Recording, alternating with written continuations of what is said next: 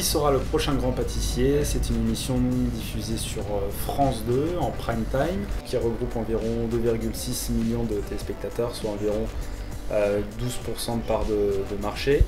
Qui sera le prochain grand pâtissier? C'est un concours de pâtisserie professionnelle présenté par Virginie Guillaume. Le repère des gourmands et amateurs de grandes pâtisseries. Et qui est entouré de 4 grands chefs pâtissiers qui ont tous chacun leur légitimité à intervenir dans ce concours et pour pouvoir encadrer nos 8 pâtissiers qui vont tenter de décrocher le sac.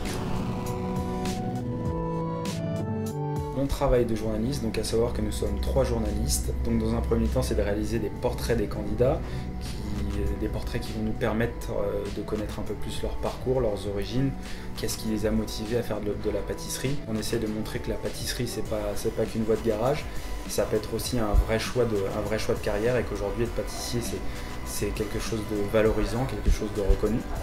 Et ensuite, on les suit dans le cadre des épreuves, savoir qu'on les interroge pour savoir ce qu'ils sont en train de faire, quelles recettes ils font, comment ils réalisent leurs astuces.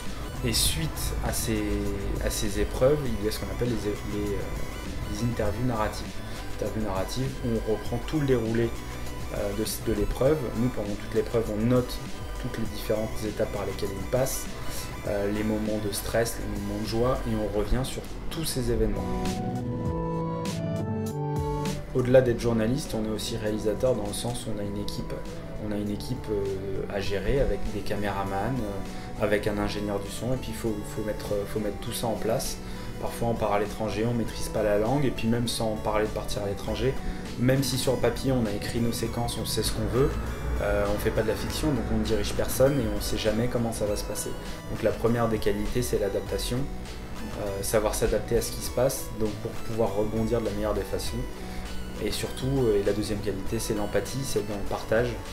Parce que si on est dans le partage, si on est à l'écoute, forcément les gens ont envie de se confier, de nous raconter ce qu'ils font. Et c'est ce qui permet d'obtenir les meilleurs témoignages. Suite au tournage, il y a la partie post-production, comme on l'appelle, qui concerne tous les montages. Du coup, on monte ces formations, on écrit l'histoire, on gère tout l'aspect éditorial et on collabore avec un monteur qui va nous aider à mettre en image tout ça.